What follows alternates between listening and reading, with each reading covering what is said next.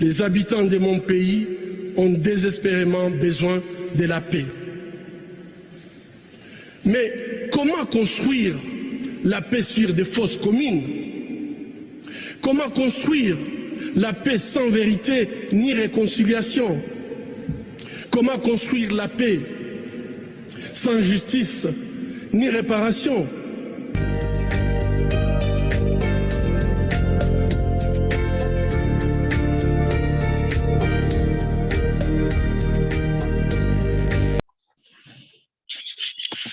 Mesdames et messieurs, bonsoir. Nous sommes sur la voie des Grands Lacs avec deux invités de marque. Ce soir avec Madame Françoise Germain-Robin et Deo Namujimbo, qui sont les auteurs du livre La grande manipulation de Paul Kagame. C'est un livre, comme vous pouvez le deviner, sur des événements de la région des Grands Lacs. Et inutile de vous dire que Paul Kagame est l'acteur principal, l'acteur central de ce qu'ils vont nous dire du livre qu'ils ont écrit ensemble.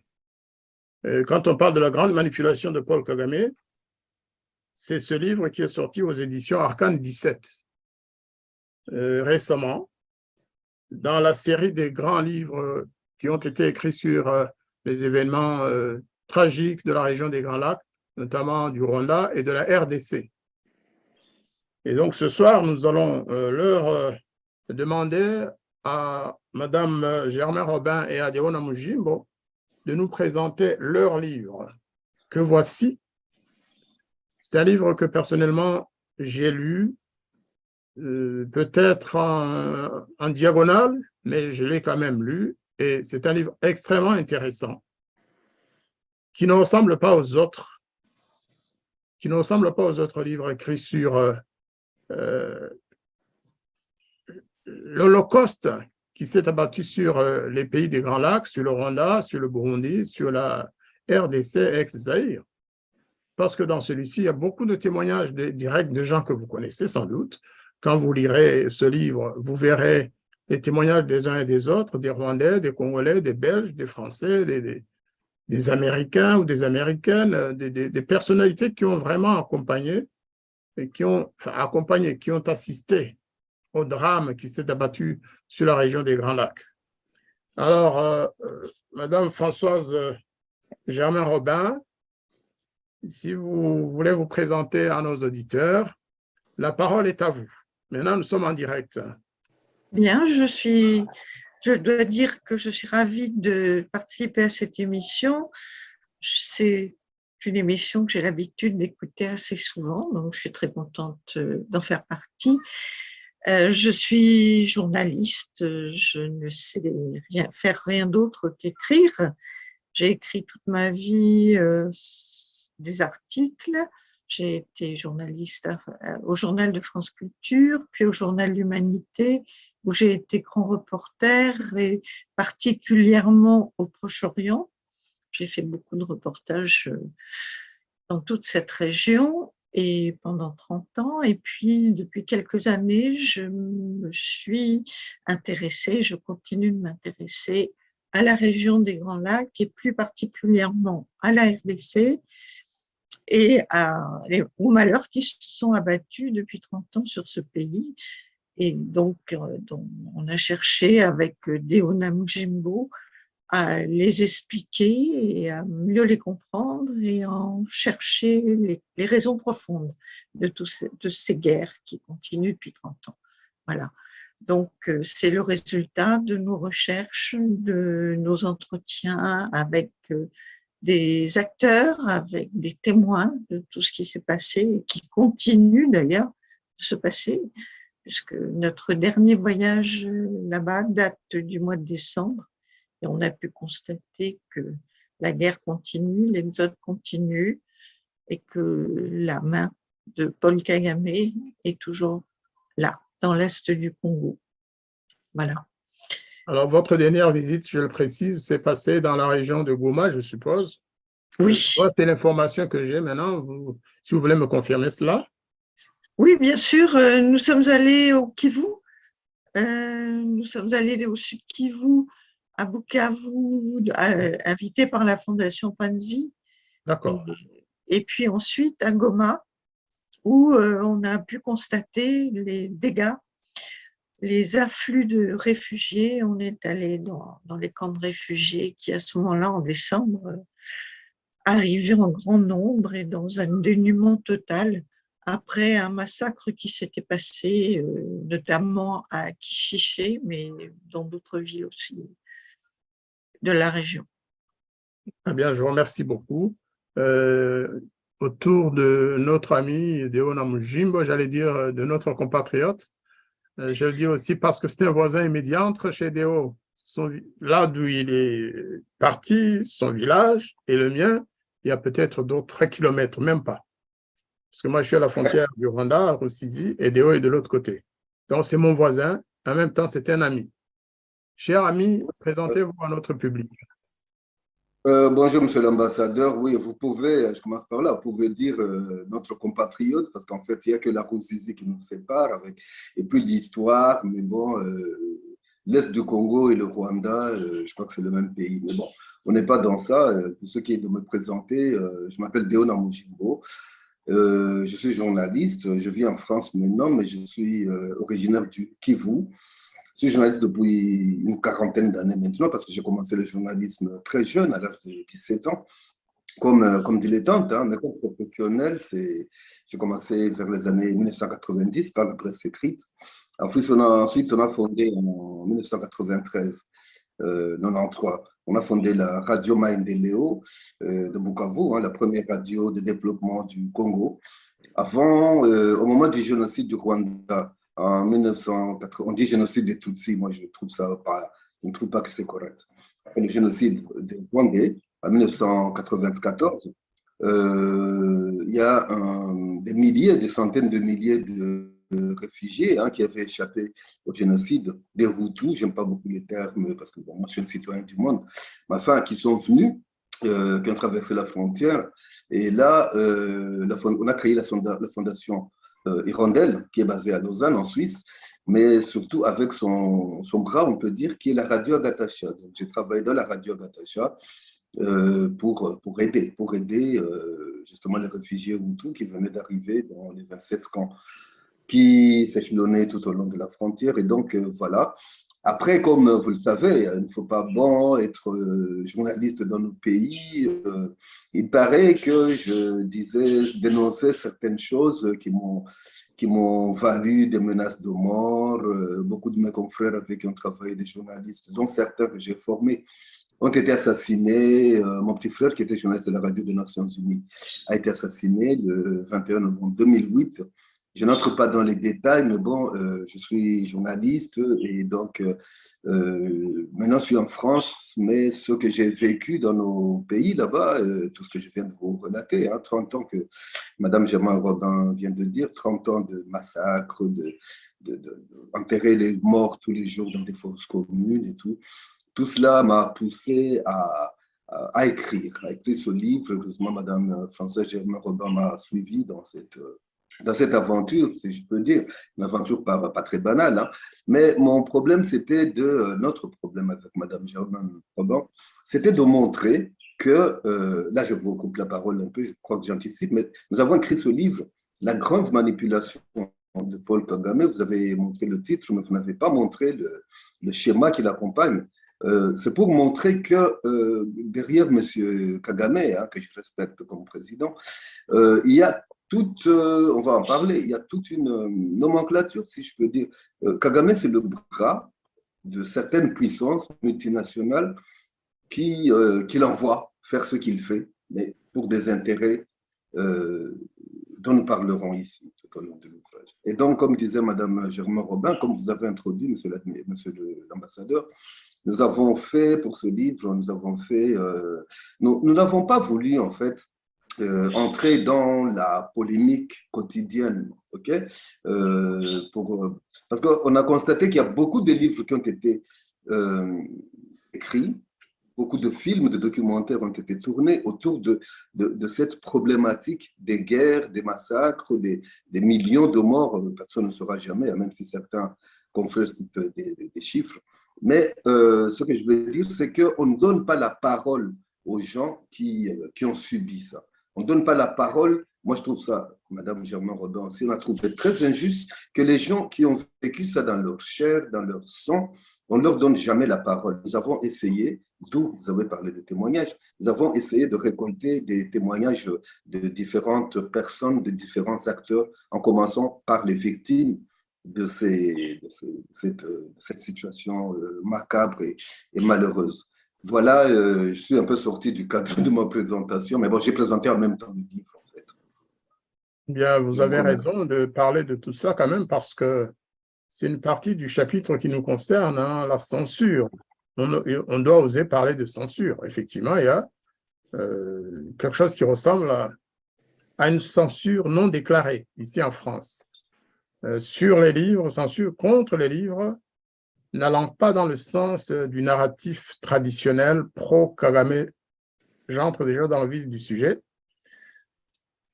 Je vous demandais de nous expliquer pourquoi vous avez choisi ce titre. La grande manipulation. Vous auriez pu dire Zaïre, RDC, la grande manipulation. On n'aurait pas compris tout de suite, mais vous avez ajouté de Paul Kagame. Pourquoi avez-vous choisi ce titre en précisant qu'il s'agit de Paul Kagame? D'ailleurs, c'est notre Paul national qui est sur la couverture, qui est en train de tirer les ficelles. Hein. Non, c'est lui qu'on tire par les ficelles, justement. C'est lui Comment? qui est tiré par les ficelles. Mais C'est pas c'est lui lui qui qui est tire, tiré c'est par... les autres qui le tirent. Ouais, une genre... enfin, Donc, ça, sur la c'est... couverture, vous voyez, il y a l'ONU, bien sûr. Oui. Ensuite, il y a les USA, la France, le Royaume-Uni. Vous aurez pu lui On n'a ajouter pas. quelques fois. Hein. Il y a la Belgique. Hein. Oui, on aurait pu en Oh, rajouter quelques-uns. Mais bon, en fait, on a choisi ce titre parce que c'est un titre à double sens. C'est-à-dire que la grande manipulation de Paul Kagame, c'est les gens qui le manipulent, c'est-à-dire les puissances occidentales notamment, qui lui font faire le sale boulot qu'il fait dans l'Afrique des Grands Lacs.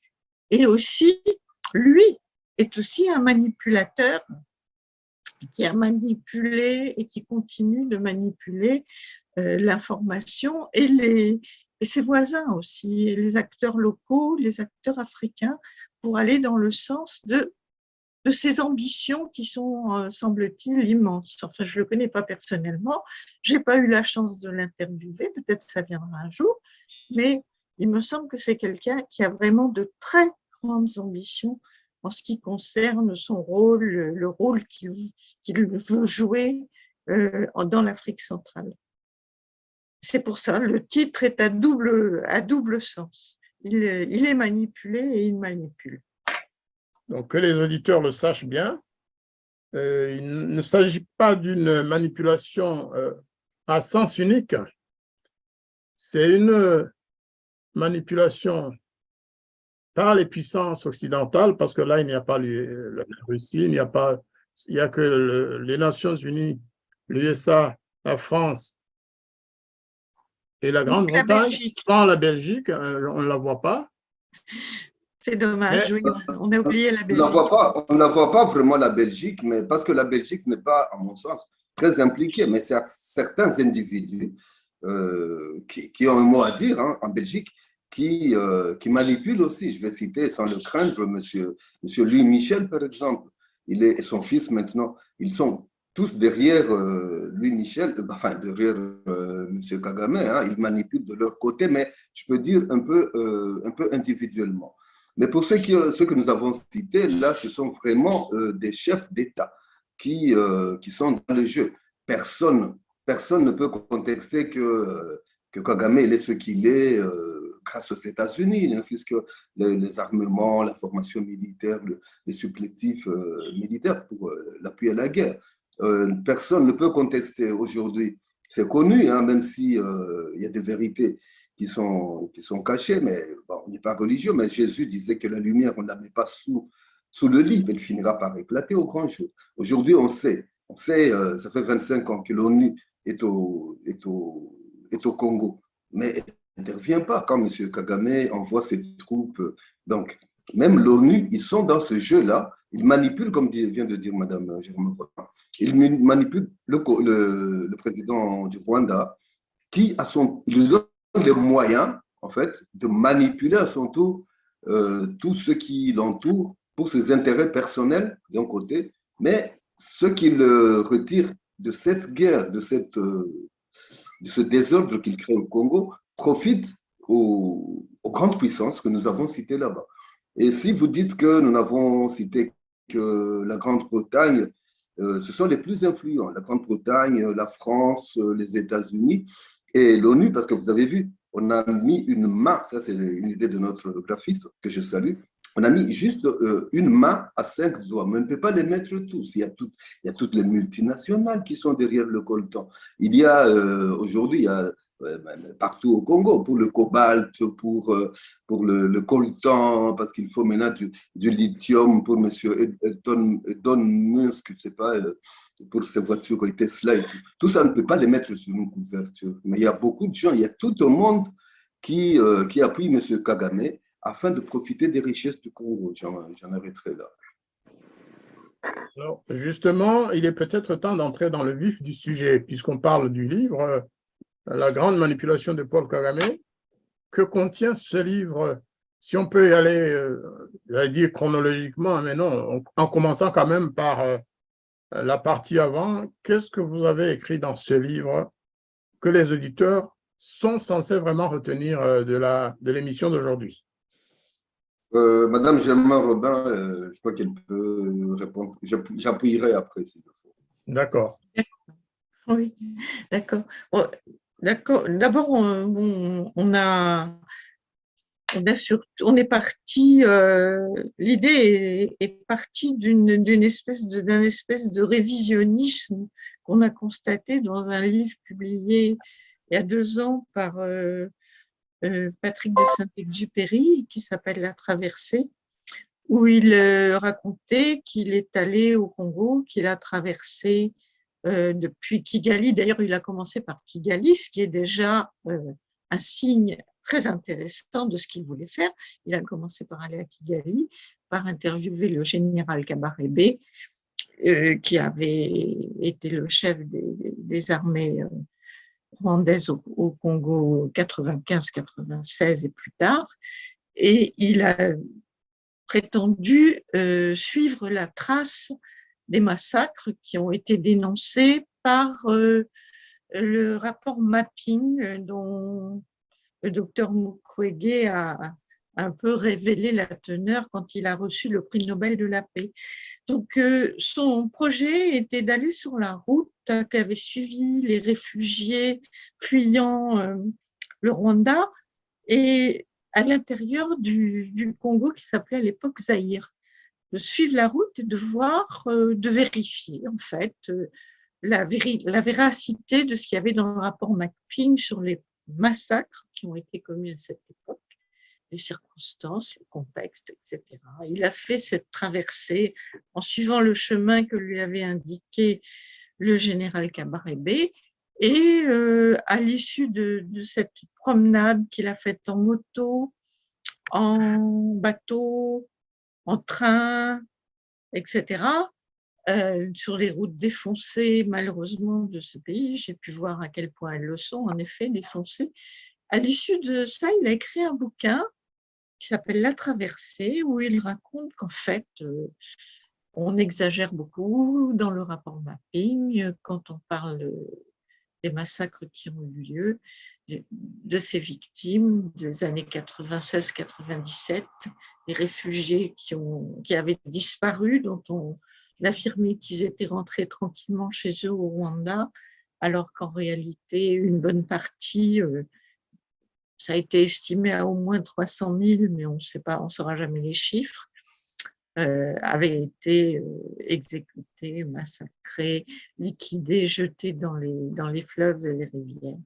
Et lui, il dit oui, il y a eu quelques incidents, c'est vrai, mais dans la plupart des lieux où il est allé, il n'a pas vu grand-chose, pas de traces. Voilà. Donc ça, évidemment, c'est Deo Namujimbo qui était à Bukavu au moment de l'attaque des armées AFDL et APR en 1995, 96, 97.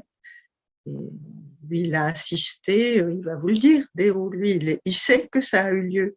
Il a vu les camps de réfugiés détruits, les gens fuir, les gens se faire tuer, mourir de faim, de maladie, etc. Tout ça, il l'a vécu.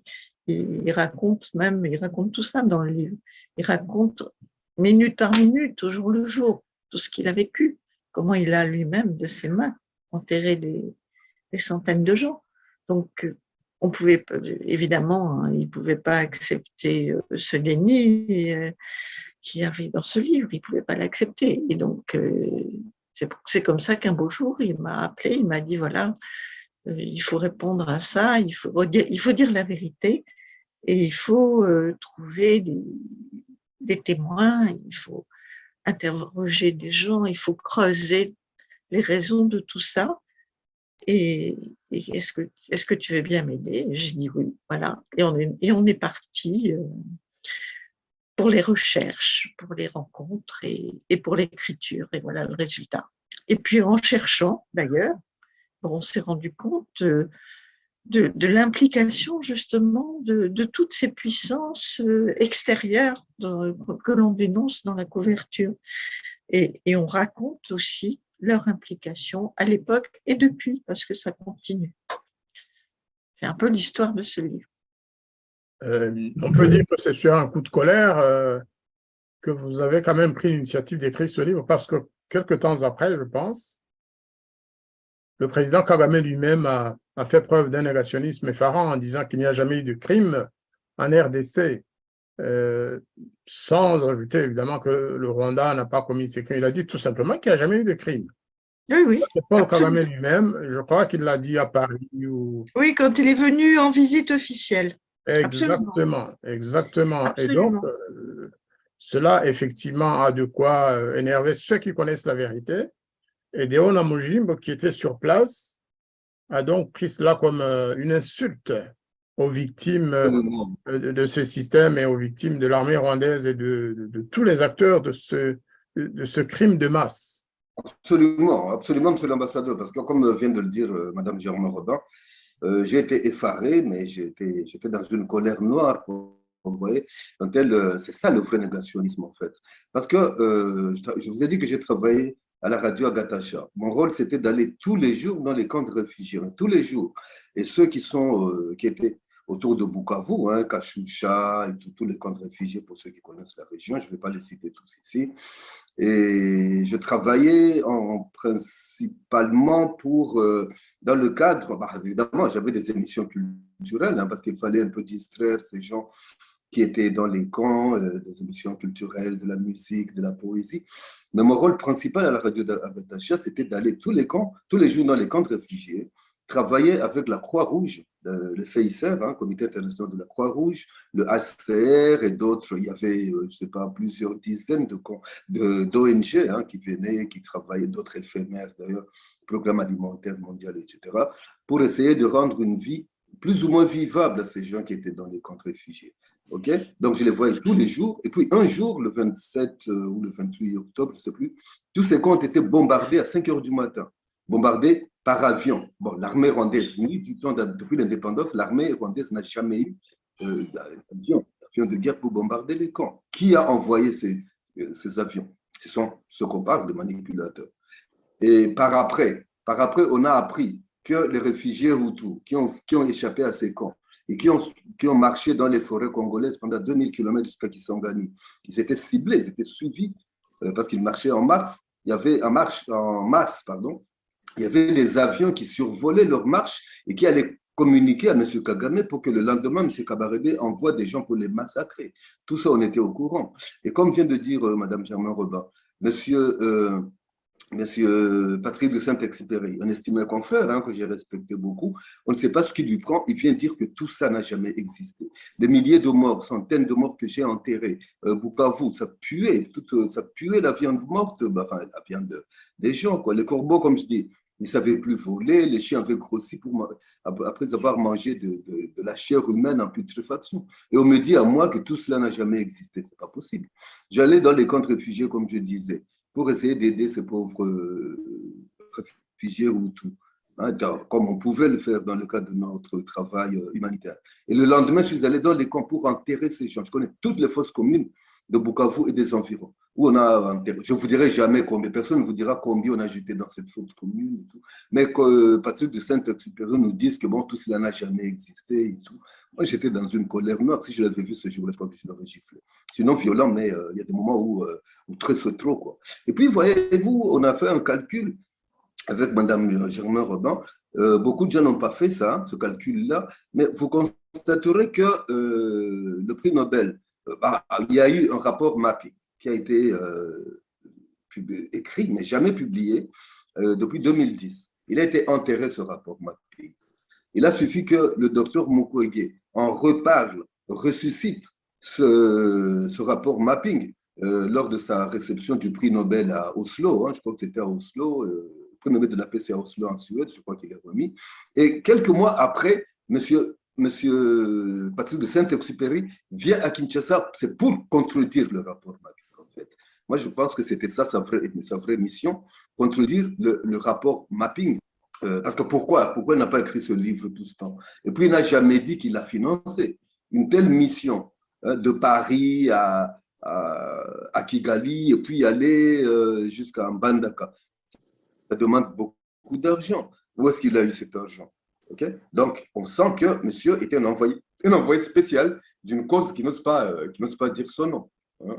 Donc, c'est ça. En réalité, c'était juste pour compléter Mme Germain Robin, les raisons pour lesquelles nous avons écrit ce livre. Et pour vous accompagner, si je peux dire, pour revenir sur ce que vous avez dit, nous, on s'est dit, on ne va pas écrire. Moi, je ne m'appelle pas Michel Ronk, je ne m'appelle pas Charles Onana, je ne m'appelle pas Patrick Mbeko. Moi, j'écris des choses, des témoignages. Si on me texte aujourd'hui avec madame, parce que c'est la mode, hein, il suffit de citer le nom de monsieur le président du Rwanda pour qu'on soit taxé de négationnisme. Quelqu'un qui me taxe, qui nous taxe de négationnisme, c'est qu'il n'a pas lu ce livre. Nulle part on nous donne notre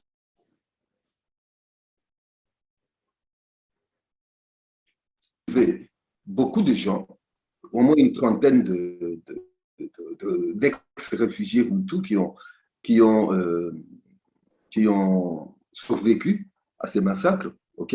Mais on va dire non, ce ne sont que des Hutus, ils racontent des histoires. Nous sommes allés à Rome rencontrer Madame Emma Bonino, qui à ce moment-là, au moment de ces massacres, était la chef, je ne sais plus, la chef des droits de l'homme au niveau à Genève, donc de l'Union européenne. Madame Emma Bonino, elle nous dit chez elle à Rome, en pleurant, elle nous rappelle que. Pardon? Elle était à Bruxelles. C'était à Bruxelles. C'est à la Commission européenne, en fait. La Commission européenne, oui. Ah non, c'est Carla Del Ponte qui était à. Voilà, là, en l'occurrence, à Rome, c'était pour voir Madame Bonino. Oui, et donc, Madame Bonino, elle nous dit que 25 ans après, elle pleure encore. Parce qu'on lui avait dit que tous les Hutus étaient rentrés. Elle arrive à Tingi-Tingi, elle voit, c'est dans La Pierre du Silence, le film de Thierry Michel, elle voit des centaines de milliers de Hutus qui sont là. Il y avait exactement 280 000 réfugiés à Tingi-Tingi. Alors qu'on lui disait que c'était une ville exempte de toute présence de réfugiés Hutus. Elle les a trouvés dans la forêt. Voilà. Dans la forêt. Et tenez-vous bien, pour ceux qui ne le savent pas, le jour où elle les a rencontrés, le lendemain ou 3 jours après, ces gens ont été bombardés. Okay? Quand elle les a découverts, après il y a eu l'armée rwandaise qui est venue bombarder ces gens et disperser ces camps-là. On est allé à, je ne sais pas, il y a beaucoup de témoignages comme ça. On a rencontré le général Habyarimana. Je ne sais pas s'il est affilié, mais je sais que les noms des Rwandais, des Africains en général se ressemblent parfois. Le général Emmanuel Habyarimana, qui était chef d'état-major de l'armée de la paix au début, et qui nous dit que chez lui, on l'a rencontré en Suisse. On ne peut pas, ici, pour sa sécurité, dire dans quelle ville, à moins qu'il nous le permette, mais je ne peux pas. Nous savons que les Hutus sont traqués partout par M. Kagame, et nous tous aussi, tous qui se disent, tous qui sont cités comme négationnistes.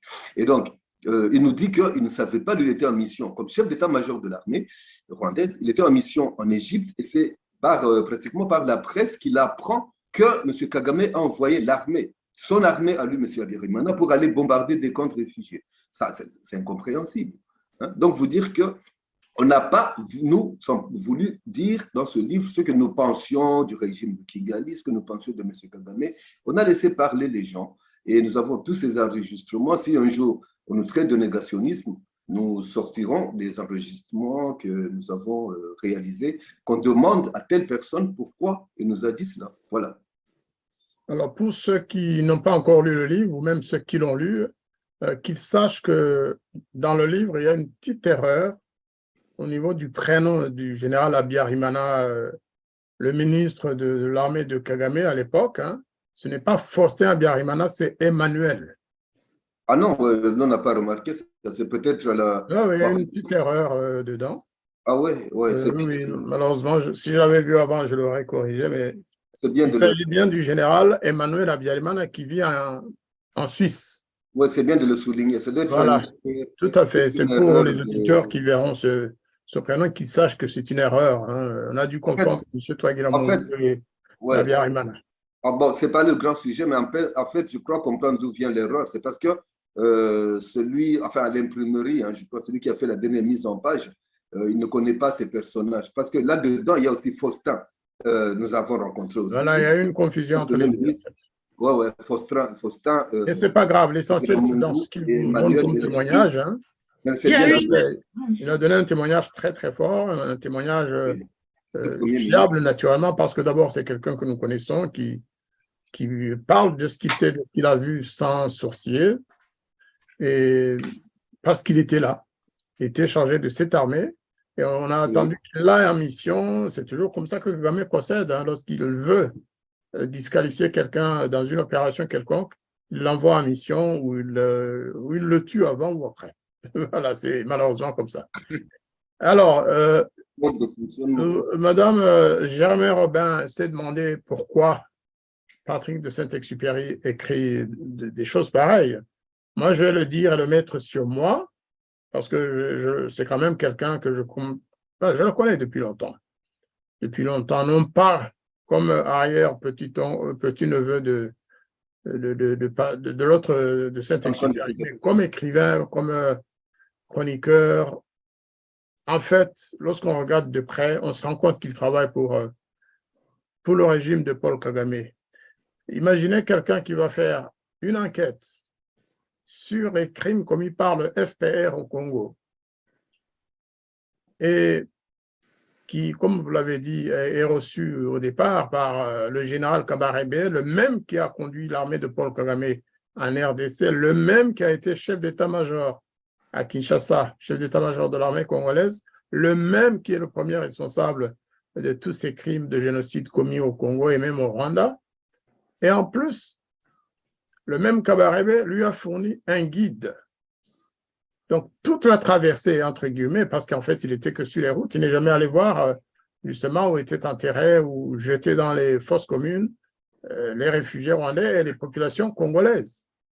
Il est allé avec un officier de police, de la police rwandaise, qui est connu, qui a accompagné Patrick de Saint-Exupéry et qui en a accompagné d'autres dans ce genre de mission. Donc, il est clair que s'il était au Rwanda en ce moment-là pour faire la mission en RDC, s'il n'est pas passé par Kinshasa ou ailleurs pour commencer sa mission, c'était pour recevoir des instructions de ses employeurs à Kigali. Je le dis, je le mets sur mon compte et je suis prêt à m'en expliquer si nécessaire.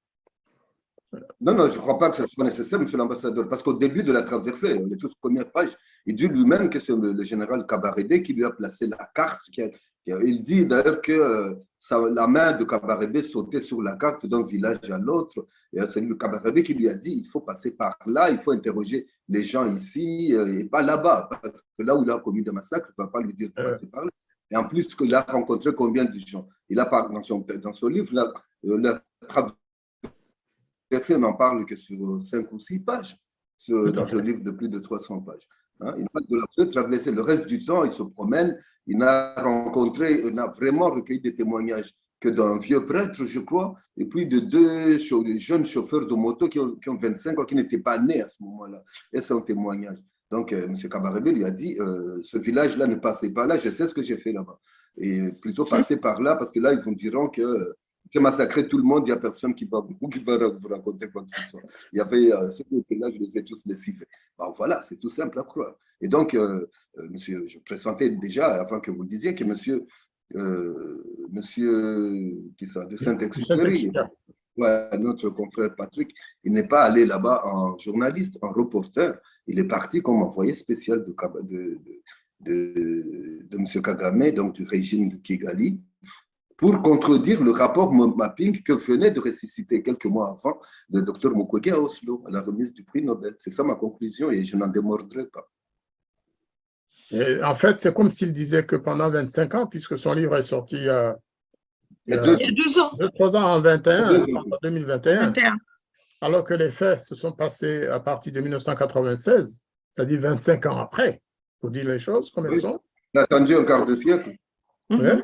C'est comme si les réfugiés massacraient les Congolais Hutu, Houndé, les Congolais du Kasaï, du Haut-Zaïre, de l'Équateur, qui ont été massacrés par cette armée, étaient là à l'attendre sur les routes pour lui donner un témoignage, alors que non, mais c'est se moquer du monde, c'est vraiment insulter les victimes. On va poursuivre notre émission. Madame Germain Robin, qu'est-ce qui vous a le plus impressionné 25 ans après, ou plutôt 27 ans après, à Bukavu, à Goma, à partir des témoignages que vous avez reçus des Congolais eux-mêmes, et peut-être même des réfugiés rwandais, parce que certains sont toujours là. Oui, on a...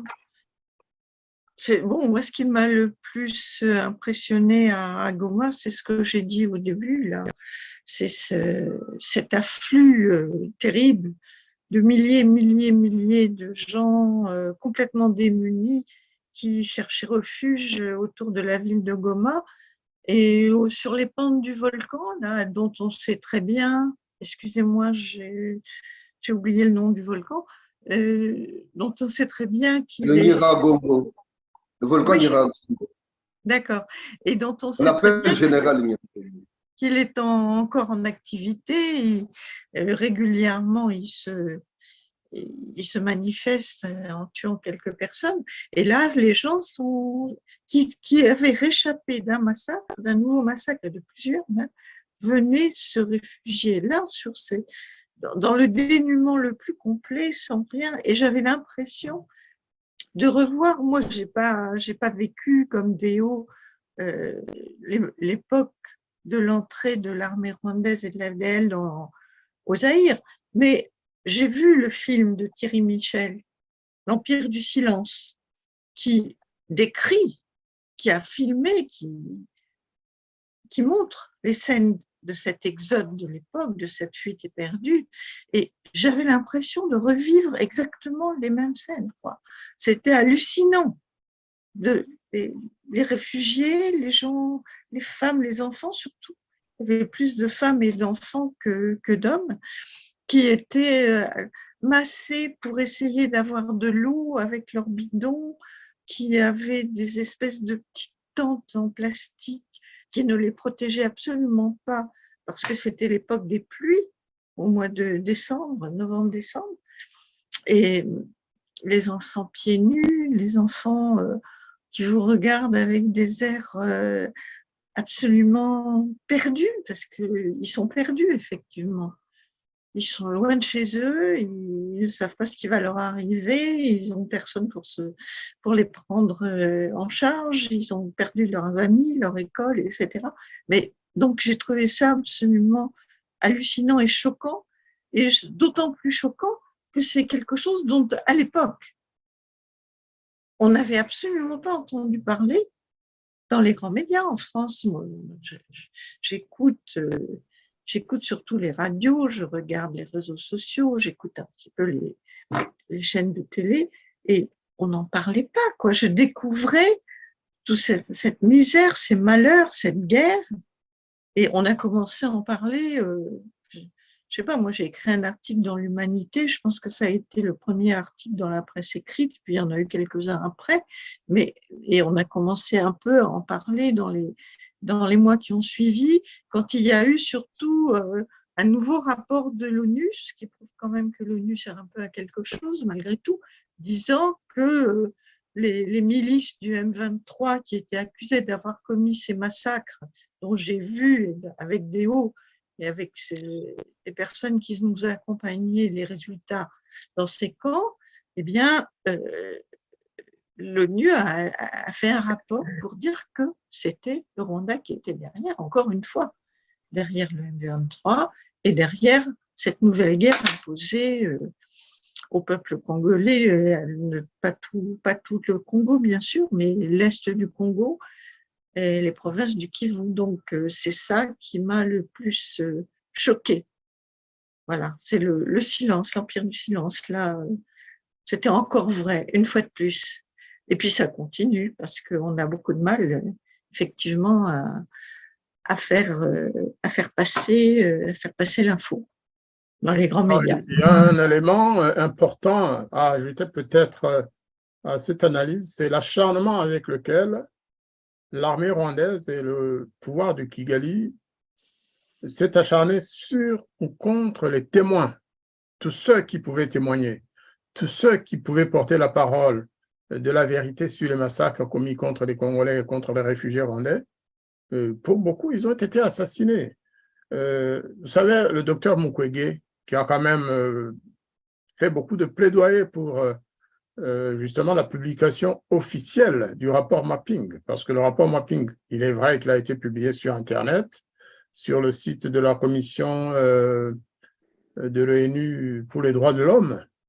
On trouve le rapport mapping en français, en anglais, mais le problème, c'est que le Conseil de sécurité ne l'a jamais examiné pour en tirer les conclusions, notamment sur la recommandation de créer un tribunal ad hoc pour juger les auteurs de ces crimes. Eh bien, avant d'en arriver là, notre ami Deona Mujimbo, il connaît l'affaire des assassinats contre ceux que le FPR considérait comme les témoins les plus dangereux, notamment les représentants de l'Église catholique, les évêques Muzihirwa, l'évêque Kataliko, Kambale. Eh bien, ils ont été tués pendant cette période parce que ces gens-là disaient, mais écoutez, pourquoi vous continuez à massacrer ces réfugiés? Pourquoi vous acharnez-vous contre les populations congolaises? Combattez l'armée peut-être, et même, mais laissez les populations tranquilles. L'exemple le plus connu, c'est Monseigneur Muzihirwa, mais il faut savoir, il y a un professeur congolais, Stanley Buchalimwe, qui a écrit un livre très explicite, avec des détails qui montrent comment le FPR s'est acharné contre les dirigeants, plutôt de l'Église catholique. C'est un livre avec des centaines, des dizaines et des dizaines de noms, de témoins. Deona Mujimbo, si vous pouvez au moins parler de l'assassinat, le premier assassinat connu à Bukavu, c'est Monseigneur Muzihirwa. Après, oui, ils ont continué à tuer à gauche, à droite, mais Monseigneur Muzihirwa a été tué dès octobre 1996. Ouais, parce qu'il venait de faire un discours en faisant un plaidoyer pour les réfugiés Hutus. Oui, en fait, ce que nous observons, c'est que Monseigneur Muzihirwa, comme le dit son nom, il était l'archevêque de Bukavu. Et pendant plusieurs mois, donc pendant toutes les incursions, les prémices de cette histoire, les prémices de la guerre, en fait, Monseigneur Muzihirwa, il disait aux gens dans les messes, comme on appelle, les homélies, à la cathédrale de Bukavu, et partout, il allait dans les paroisses, il disait aux gens qu'on ne vous trompe pas, ce n'est pas des petits bandits, c'est l'armée rwandaise qui est appuyée par les États-Unis, qui vient d'Ouganda, qui a une mission spéciale de massacrer les Hutus. Et par la suite, il y aura des conséquences incommensurables sur le Congo, le Zaïre à l'époque, et sur toute la région. Ça, il le disait, donc c'était quelqu'un à abattre. Parce que, évidemment, vous connaissez bien M. Kagame, il disait tout le temps, c'est une affaire congolo-congolaise. C'est une rébellion de l'armée, une mutinerie de l'armée l'armée zaïroise, des forces armées zaïroises. Et comme toujours, il a toujours dit que bon, il n'a rien à voir. Avant qu'on le mette sur le pied au mur, il dit toujours, je ne connais pas cette histoire. Et donc, Monseigneur Munziroa, il disait non, ça c'est le Rwanda, c'est M. Kagame qui attaque, qui se prépare à attaquer le Congo, les camps de réfugiés, et par la suite le Congo tout entier. Mais certains le croyaient, d'autres pas, jusqu'à ce qu'ils voient son cadavre. Tenez-vous bien, on est presque certain que Munziroa était la première personne à être tuée au marché de Nyawera là-bas. Donc, il était visé. C'était la première personne à être tuée. Et tenez-vous bien aussi, la première chose, la première structure, je peux dire, qui a été pillée, bombardée à Bukavu, à l'entrée c'est la radio Agatasha. La radio Agatasha, si, beaucoup ne le savent pas. Parce que bon, non seulement parce qu'elle est sur la route, hein, pas loin de la frontière, elle était sur l'avenue Lumumba, par là, à 800 mètres, peut-être 600 de la frontière, mais aussi parce que nous, on travaillait là-bas, mais depuis ces prémices dont je parlais, on avait peur parce que M. Kagame, il a toujours dit que c'était la radio des Hutus. Parce que nous travaillons avec des journalistes Hutus, je peux citer des noms, dont beaucoup sont morts d'ailleurs dans cette histoire, mais il y en a qui sont encore vivants. Et on travaillait donc des journalistes congolais, zaïrois, des journalistes suisses et des journalistes rwandais. Presque moitié-moitié, hein, congolais et rwandais. Et donc, pour M. Kagame, toute personne, quiconque aidait les réfugiés qui étaient dans les Hutus, il était considéré comme génocidaire. C'est comme ça que, je ne sais pas, ça continue, ça a coupé, et c'est comme ça que la radio Agatasha était la première chose qui a été pillée à Bukavu.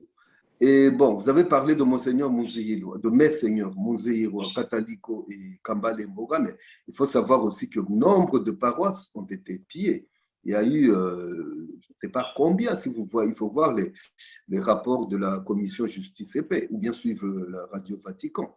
Hein. Pendant toute cette période, pendant que M. Kagame et son armée pourchassaient les Hutus et l'armée congolaise, ils pourchassaient aussi les structures catholiques, parce que les catholiques disaient la vérité. Vous savez, les prêtres au Rwanda comme au Congo, on est 85% catholique. Aujourd'hui, bon, il y a des églises de réveil, etc. Mais à la base, on est catholique. Et donc, le prêtre, comme le chef coutumier, c'est la lumière du village, c'est la personne ressource.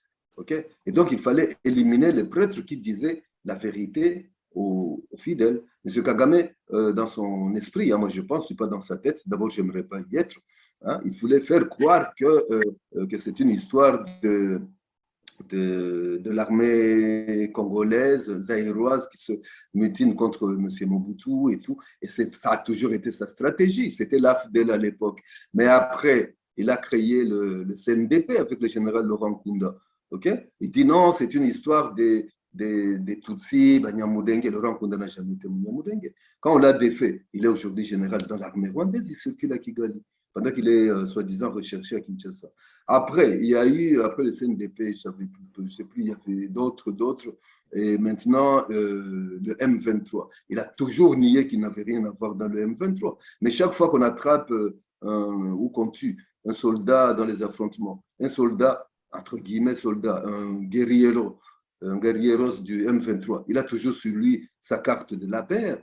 Okay? Et ses équipements, tout, ils viennent tout droit des arsenaux de Kigali ou des camps des militaires. Donc, c'est ça la stratégie de M. Kagame, faire tuer tous ceux qui peuvent le contredire, en fait. Et c'est ça que partout, il traite tout le monde, il fait traiter tout le monde de négationnisme, même ici en France, Françoise, Madame Germain Robin peut vous en parler, même ici en France, on fait tout pour que les gens ne parlent pas. Demandez à Michel Aron, demandez à Charles Onana, demandez-nous, demandez à Tina qui nous écoute. On fait tout pour que il n'y ait que la voix de M. Kagame qui est écoutée. Mais je crois que maintenant, les gens, avec les livres qui commencent à apparaître, quelqu'un m'a demandé si on s'était entendu avec Michael Arong, Patrick Mbeko, Charles Onana, je dis River pour publier nos livres sur Kagame. En même temps, on ne s'est jamais entendu. Moi, il y a un mois, je ne connaissais pas Michael Arong, je ne connaissais pas Charles Onana, on ne s'était jamais vu. Mais les choses commencent à sortir. Les gens commencent à se poser des questions. Michael Arong nous a dit qu'il était pro-Kagame et amouriste. Il était vraiment fanatique. Hein. Il appuyait, comme beaucoup de Blancs, d'Occidentaux, excusez-moi, ils appuyaient la politique de Kagame. Mais après, il a continué, il a commencé à voir que bon, il y a quelque chose qui clochait. Ce type qu'on prend pour un innocent, le meilleur gouvernant, etc. Mais c'est un monstre, le mec. Donc, ça commence à sortir et finalement, petit à petit, les gens vont se rendre compte que celui qu'ils portaient au nu, hein, qu'ils adoraient, en fait, Hitler aussi, en Allemagne, l'a adoré hein, avant la guerre. Avant qu'on voit quel monstre on adorait. Et c'est toujours comme ça, l'histoire finit toujours par se retourner contre ceux qui croient l'affaire. On a tous cru en Mobutu, mais bon, quand il est mort, on a vu que, quand il est parti, quand il est affaibli, on a vu que, bon, en fait, ce n'était qu'un tigre en papier. Si, bon, je ne peux pas monopoliser la parole, mais si M. Kabila, il me l'a dit personnellement, j'étais son attaché de presse. Il me dit non, moi, j'ai combattu Mobutu pendant 30 ans, mais je ne savais pas qu'il n'avait même pas une armée, parce qu'il les a vus comment il fuyait devant les petits Kadogo. Et donc c'est comme ça, on se croit inamovible. Bah, demandez à Bokassa, demandez à Idi Amin Dada, demandez à Samuel Doe, c'est ça l'histoire en fait, même plus loin au Cambodge, Pol Pot, etc.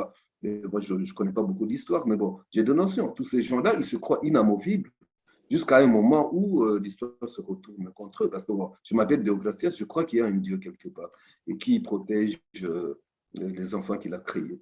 Donc, je ne vais pas monopoliser la parole, même M. Kagame, qu'il sache que les mensonges finissent toujours. Puisque vous y êtes toujours, j'aimerais que vous parliez tout de même aussi de l'acharnement contre les journalistes congolais, parce que ça va ensemble, tuer l'Église, les journalistes, en sachant qu'au Rwanda, ça a suivi le même schéma, en fait, parce que l'armée de Kagame a massacré presque tous les évêques du Rwanda, de l'Église catholique, en 1994. Évidemment. Donc, Évidemment, vous pouvez nous parler aussi des journalistes. Les journalistes, c'est le premier témoin. Vous êtes passé sur ce sujet très rapidement. Est-ce qu'à Bukavu, ça a été systématique? Oui, c'était systématique en fait. Parce que je veux vous dire une chose, c'est que la liberté de presse au Congo, les journalistes ne sont pas payés en fait. Les journalistes ne sont pas payés, ils font leur travail, ils vivent de coupage. Hein, vous savez ce que c'est? Ça veut dire, quand il fait un reportage, il doit lui donner $10, $20 pour pouvoir nourrir ses enfants. Et là, il fait l'apologie de même voleurs, disons, on allait en conférence de presse, le ministre vous donne $20, vous allez dans votre radio, dans votre journal, faire la gloire, en sachant que c'est un voleur, que c'est un fou. Mais les rares journalistes qui ont osé parler, que M. Kagame a trouvé dangereux, hein, Kagame, c'est subir de l'AFDEL, beaucoup ont été assassinés, ne fût-ce que pour la région du Kivu, Goma, Bukavu. Hein, en 3 ans, on a connu la mort de 7 journalistes. Peut-être plus. Pascal Kabungulu, Serge Maïche, Didas Namujimbo, mon propre petit frère. Et moi-même, je ne sais pas combien de fois j'ai échappé à des assassinats.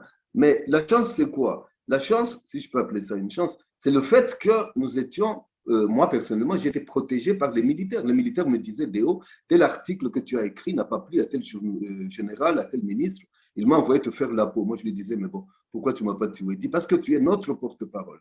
Toi, au moins, tu peux dire à tes amis blancs, parce que je travaillais pour l'agence de presse SIFIA et pour Reporters sans frontières, tu peux dire au monde entier, tu sais écrire, tu sais comment tu peux publier des articles pour dire comment nous souffrons, comment la population souffre. C'est le capitaine qui venait me donner des chiffres et me dire comment le général a encore détourné d'argent. C'est le secrétaire du gouverneur qui me disait combien ce salopard de gouverneur de province a encore volé, etc. Mais tout cela, c'était... moi, je ne dormais plus chez moi à cause des menaces. Okay? Je suis arrivé en France, je ne vais pas rentrer dans mon histoire personnelle, j'ai la vie sauf aujourd'hui, mais ça fait 14 ans, je ne peux pas rentrer dans mon pays. Parce que ma mère est morte il y a 3 ans, au début du Covid. Ma mère est morte, je voulais aller enterrer ma mère. J'ai appelé l'ambassade de France, de Kigali. Je n'aime pas beaucoup parler de moi-même, mais bon, c'est pour vous dire l'acharnement, c'est vous qui en avez parlé, monsieur l'ambassadeur. J'ai appelé l'ambassade du Rwanda, ici à Paris. Je dis comment on fait pour avoir un visa. C'était au début du Covid, okay? Mars-avril 2020. L'ambassade me dit, bon, on vous rappelle demain. J'ai senti au téléphone que cette dame hésitait. Elle me dit, ah, c'est vous, comment vous appelez? Namujimbo? Ah bon. Elle me dit, je vais vous répondre demain. Le lendemain, elle m'a appelé, la secrétaire, enfin la réceptionniste de l'ambassade, elle m'a appelé le lendemain. il me dit, bon, monsieur Namoujibo, on a traité votre dossier, c'est pas grave. Au Rwanda, pour aller au Rwanda, on n'achète pas, on ne paye pas de visa. Mais vous allez, vous prenez votre avion, vous allez à l'aéroport, hein, vous descendez de l'aéroport de Kanombe, je connais très bien Kigali, hein, j'y allais souvent. Et là, à partir de l'aéroport, vous allez trouver un bus de l'État, qui vous amène dans un hôtel de l'État. Et là, vous arrivez à la réception, vous laissez votre passeport, vous laissez votre téléphone, et vous allez rester dans cet hôtel pendant 3 jours, le temps qu'on détecte si vous n'avez pas le Covid que vous allez distribuer au Rwandais. Bon, moi, j'ai trouvé ça un peu louche. J'en ai parlé, j'ai gardé des contacts. J'en ai parlé à un ami que je ne citerai pas, qui est journaliste très connu au Rwanda. Je ne peux pas citer son nom, sinon il est zigouillé demain matin. Non, tout de suite, dans 30 minutes. Il me dit, mais Déo, tu es fou, toi, tu vas aller au Rwanda et dans un hôtel, d'abord, tu laisses ton passeport, tu es français maintenant. Même l'ambassade de France, l'ambassadeur ne saura pas que tu es là. Et puis, ils vont te zigouiller dans cet hôtel, tu seras porté disparu. Je ne suis pas allé enterrer ma mère. OK?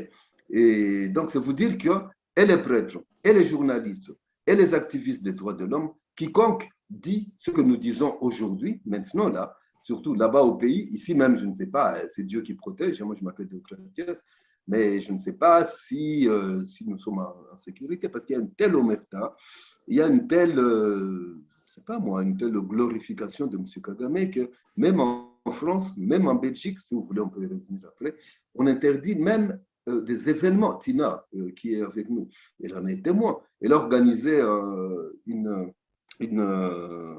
événement pour présenter un livre sur Kagame à l'IRIS, tenez-vous bien, à l'Institut de recherche internationale et stratégique. Elle a été annulée, cet événement. Elle a été annulée 2 heures avant. Okay? Parce qu'il y a une telle pression. Madame Michaela Rong, elle devait présenter son livre dans un hôtel dont j'ai oublié le nom, à Montparnasse, okay? Il y a 1 mois et demi. 2 heures, 1 heure avant, on dit non, c'est supprimé, c'est annulé.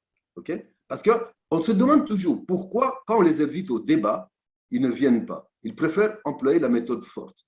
C'est de la lâcheté, moi, je trouve. C'est une lâcheté. Qu'ils viennent, qu'on débatte, qu'ils nous disent, à Françoise et à moi, si ce que nous avons écrit est faux. Okay? Mais ils ne viennent jamais. Ni en Belgique, moi je viens de Belgique, c'est la même chose. Okay? Il y a un lobby qui est là. Chaque fois que vous voulez vous louer une salle, après ils appellent, disons dans un restaurant, dans un hôtel, ils appellent le gars de l'hôtel, disent bon, ils mettent la police derrière, ils disent si vous parlez de ça, de M. Kagame, il y aura l'insécurité et on va casser votre hôtel pour l'intimider. Et s'il tient toujours, on lui offre beaucoup d'argent. Ou alors, on lui dit, parce que je viens d'apprendre en Belgique, que ces salles-là sont subventionnées. Okay? Sont subventionnées par l'État, mais en Belgique, c'est les députés belges et les professeurs d'université, de gouvernement, pas tous, hein, certains, qui après vont dire à ce monsieur, si vous laissez Déo et Françoise, par exemple, parler de leurs livres dans votre hôtel, on vous coupe les vivres. Évidemment, il va supprimer, il va annuler cette manifestation parce que sinon, il met la clé sous la porte, il fait faillite. Et donc, c'est une omerta. Mais si quand même après ça, je l'ai appris en Belgique, si après ça, on maintient quand même l'événement, là, ils envoient les gros bras. Il y a des Rwandais, des Belges, je ne sais pas, des voyous qui viennent foutre la merde, casser tout. Comme ça, la police intervient et annule la manifestation. Ils sont prêts à tout pour qu'on ne parle pas de M. Kagame, pour qu'on continue à croire que bon, c'est le sauveur parce qu'il a mis fin au génocide. Mais on oublie de dire que, moi je le dis et j'assume, parce que j'allais au Rwanda avant et après le génocide, on oublie de dire que s'il y a eu un génocide, ce n'était pas planifié, comme on dit. C'est l'APR qui, en rentrant, ça j'assume, qui en 1990, quand l'APR est entré d'Ouganda, a traversé la frontière, a commencé à massacrer les gens, que les Hutus, hein, peut-être qu'il y en avait qui étaient rancuniers et tout, qui étaient racistes, mais ce que je sais, c'est que moi, j'allais au Rwanda tout le temps. Vous savez, je suis de Bukavu, comme vous avez dit.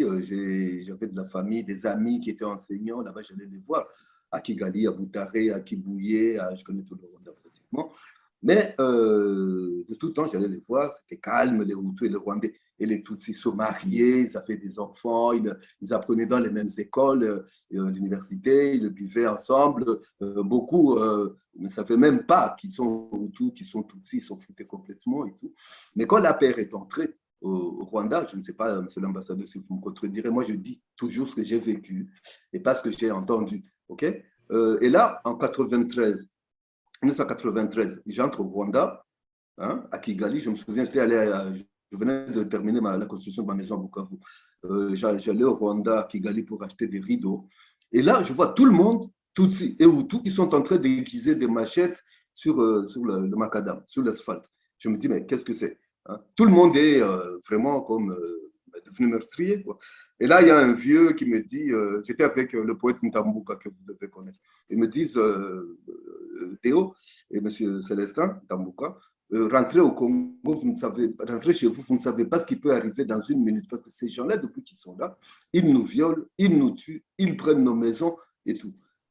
Et là, on est rentré, bien sûr. Quelques mois après, moi, j'ai rêvé de l'accident, je pouvais demander à ma femme, j'ai rêvé de l'accident ou de l'attentat contre l'avion du président, ok, quelques jours avant, du président Abiyarimana.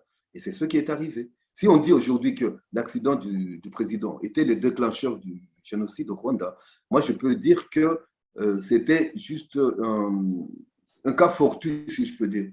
Toute chose pouvait mettre l'étincelle à créer ce génocide-là. Toute chose. Tout, le moindre pépin pouvait déclencher les génocides. C'est mon point de vue personnel. Parce que si on me dit, aujourd'hui en France, on dit que bon, les pauvres Tutsis, on ne parle que du génocide des Tutsis. Comme si les Kalachnikov, les Katyusha qui étaient dans les deux armées, d'Abiyarimana et de la paix, ils ne choisissaient que les Tutsis. Il y a des mémoriaux aujourd'hui à Kigali, partout, des mémoriaux du génocide. Qui vous dit que tous ces crânes sont des crânes du Tutsi? Là, il y a des Alors, Congolais on aussi. reviendra sur ce thème peut-être à une prochaine fois. Je préfère que pour l'instant, on reste en RDC, Zaïre à l'époque. Et j'aimerais que, puisque vous avez rencontré plusieurs témoins, des témoins qui soit dénoncent l'impunité dont bénéficie Paul Kagame et ses criminels, et bien donc, je demande à Madame Françoise de nous parler un peu de la réunion que vous avez eue avec Madame Carla Del Ponte. Je suppose que vous l'avez rencontrée à Rome, c'est ça? Plutôt à Genève? Non, non, pas du tout. Finalement, vous ne l'avez pas rencontrée à Genève? Ah, pas du tout, non. En fait, ce qui s'est passé, c'est que j'ai assisté. Alors, bon, vous avez parlé de la censure contre les journalistes bon, au Congo. Bon. Déo a donné des exemples même de journalistes qui ont été tués, massacrés à Bukavu ou ailleurs. Bon, mais la censure contre les journalistes et les attaques contre les journalistes, ça a eu lieu aussi en France, hein. Donc, je n'ai pas rencontré Madame Carla Del Ponte. Ce que je cite dans le livre, je cite son témoignage, c'est un témoignage qu'elle a délivré à l'occasion du procès qui a été fait en France contre Natacha Polony, la directrice du journal Mariam. Vous connaissez sans doute Natacha Polony. Et elle a été attaquée et justement, on l'a accusée de négationnisme parce qu'elle avait dit dans une émission à Radio France, elle a une émission régulière à Radio France, et elle avait dit à propos de ce qui s'est passé au Rwanda puis au Congo, du massacre des réfugiés et du massacre des Tutsis, puis du massacre des réfugiés, elle avait dit il y avait des salauds des deux côtés, en parlant du FPR et disons des Hutus, des dirigeants Hutus. Et ça n'a pas été accepté par les défenseurs, le lobby pro-rwandais dont parlait Léo tout à l'heure et qui existe aussi en France. Il n'existe pas seulement en Belgique, en France aussi. Et donc, elle a eu un procès pour négationnisme. Et parmi les témoins qui ont témoigné à ce procès, il y avait Carla Del Ponte. Et Carla Del Ponte, elle n'est pas venue en personne, mais elle était en visio, elle est intervenue dans le procès en visio, comme nous sommes maintenant, et j'ai j'ai recueilli son témoignage comme ça et je l'ai reproduit dans le livre. Et elle a expliqué qu'elle a été limogée du tribunal pénal international pour le Rwanda parce qu'à un moment, elle avait voulu justement mettre en cause des membres de l'APR pour les massacres et les crimes de guerre qu'ils avaient commis. Parce qu'elle considérait que son travail de procureur auprès du tribunal pénal international consistait à juger, enfin à mettre en accusation et à faire juger toutes les personnes qui s'étaient rendues coupables de crimes de guerre entre 1993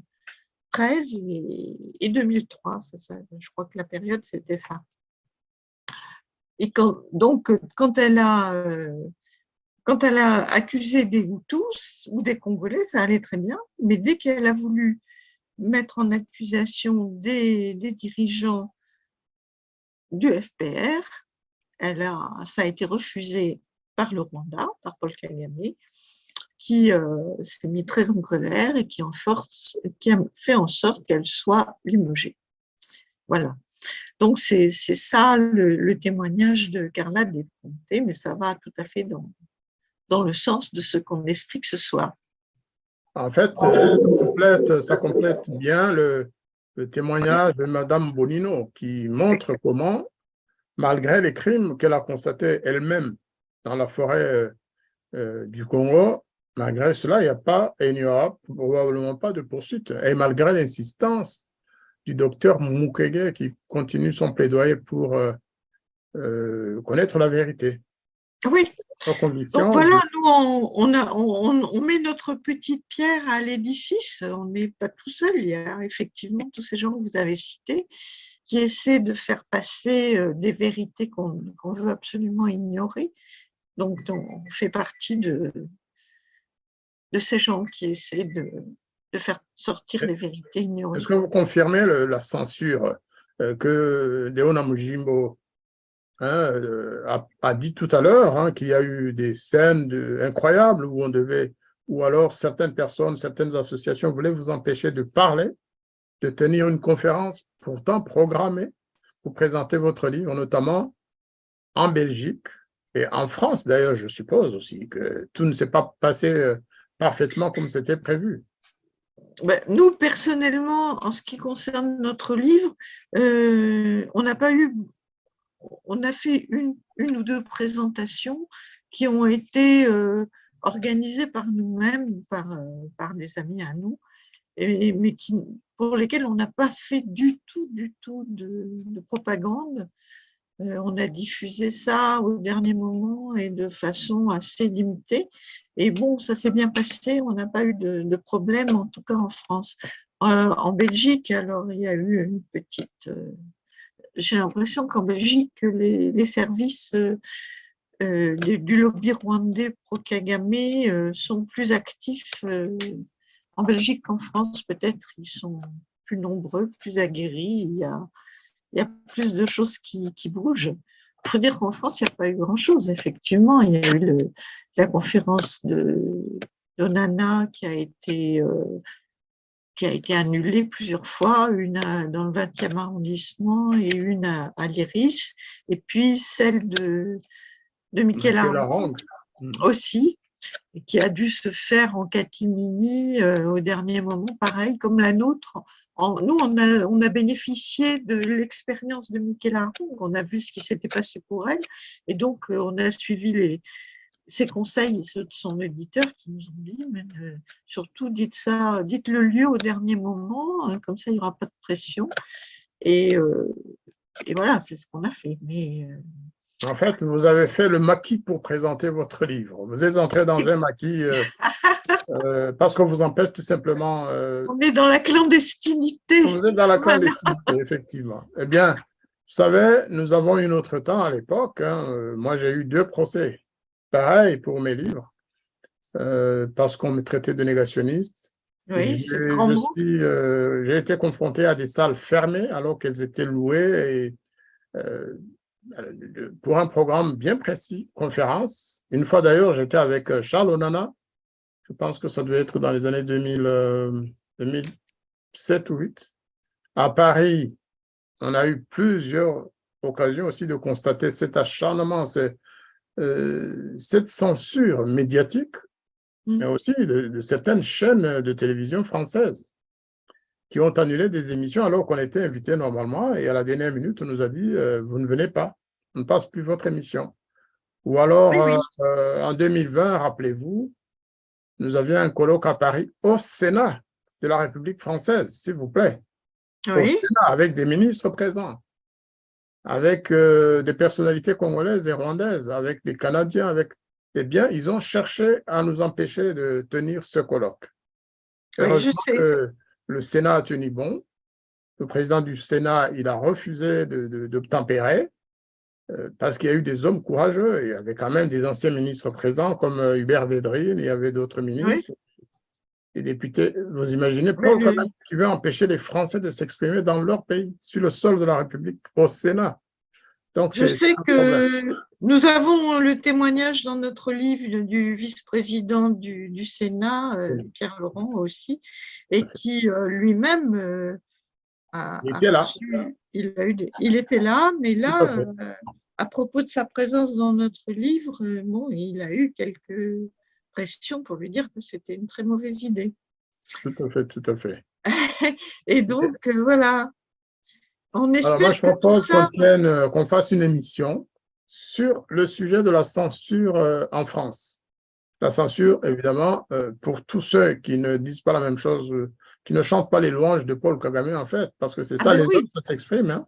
regardez ce qui s'est passé pour le livre de Saint-Exupéry, La Traversée. Lui, il n'a pas eu de Ah oui, censure, hein, il a été sur toutes les chaînes, toutes les chaînes de télévision. on a dit que c'était un livre magnifique, une épopée, etc. C'est un livre très bien écrit, je reconnais que voilà, mais c'est un livre un petit peu comme si c'était un livre d'aventure dans la jungle congolaise, mais qui n'a pas grand-chose à voir avec le sujet réel qui est les massacres. Les Tout à massacres. fait, tout à fait. Alors, nous allons récupérer notre ami Deona Mujimbo qui a eu un petit souci technique. Ah, il a disparu, oui, Non, non, effectivement. il est là, mais je pense qu'on a dû désactiver la vidéo. Maintenant, Déo, si vous voulez, vous pouvez appuyer sur votre Le caméra. voilà. Voilà, et vous serez avec nous. Voilà, Vous pouvez entrer d'ailleurs en scène hein, en disant quelque chose par rapport aux commentaires de notre collègue hein, Françoise. Et puis, on va s'orienter vers la fin de l'émission. non, non, non, concernant la censure, je crois que Françoise a tout dit, hein, j'avais dit avant, donc il y a une forte censure qui est là, donc peut-être plus, comme vient de dire Françoise, peut-être plus en Belgique, je ne sais pas, peut-être, je ne sais pas, je ne m'explique pas, peut-être qu'il y a plus d'adhérents, je ne sais pas, à la cause de M. Kagame en Belgique, en France, je n'ai pas fait l'analyse, mais là-bas, elle est très forte, mais en France aussi. Vous avez cité des exemples, M. l'ambassadeur. Vous dites vous-même, ça je ne savais pas, qu'on a essayé d'interdire votre présentation au Sénat de la République. Ça veut dire que l'ordre venait d'en haut, d'en très haut. Vous dites une phrase qui m'a beaucoup plu, hein, qui m'a beaucoup interpellé. Vous dites que le président du Sénat de l'époque n'a pas voulu céder aux injonctions. S'il a reçu des injonctions, c'est que c'était quelqu'un de plus haut que lui, plus haut que les sénateurs, que le président du Sénat. On peut comprendre d'où ça vient, quoi, voyez-vous. Monsieur Pierre Laurent aussi, qui est le vice-président du Sénat, qui dit la même chose. S'il a reçu des injonctions, ça veut dire de qui? Si ce n'est pas Dieu le Père, c'est son adjoint, quoi, voyez-vous. Et donc, la censure, oui, elle est là. On empêche les gens de parler. Il y a un ami qui organise ce genre d'événement aussi, hein, parler du Rwanda, qui s'appelle Café Politique, qui m'a dit qu'il a peur pour sa vie parfois, parce que ces gens-là, ils sont prêts à tuer, même pour faire taire définitivement. Ils sont prêts, on sait qu'ils savent comment ils font, hein, ils savent Ils savent comment on manipule, comment on intimide, comment on agit par la violence. Donc, si Michael Arong, François Germain Robin, Deona Mujimbo, si nous faisons ça, c'est à nos risques au péril. Mais il faut que la vérité soit connue, quoi. Il faut que la vérité... On ne meurt qu'une fois, moi je dis. Et donc, ce que j'ai vécu, hein, si on rentre au début, ce que j'ai vécu, j'en ai encore des cauchemars jusqu'aujourd'hui. Je ne permettrai pas que quiconque dise que cela n'a pas eu lieu. Et voilà, c'est tout ce que... La censure, elle est là. La censure, il y a une association, si on peut les citer. Il y a l'association Ibuka. Je ne sais pas très bien ce que ça veut dire en Kinyarwanda, mais ces gens-là, ils ne rigolent pas.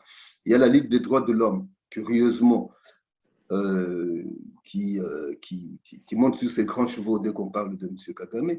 Il y a l'association Survie qui défend, non pas les Rwandais, mais défend les Tutsis, ouvertement. Mais il n'y a pas que ces gens-là, il n'y a pas que les journalistes, les écrivains qui sont empêchés de parler, mais il y a aussi les éditeurs, voyez-vous, les éditeurs. Françoise est témoin, Madame Germain Robin.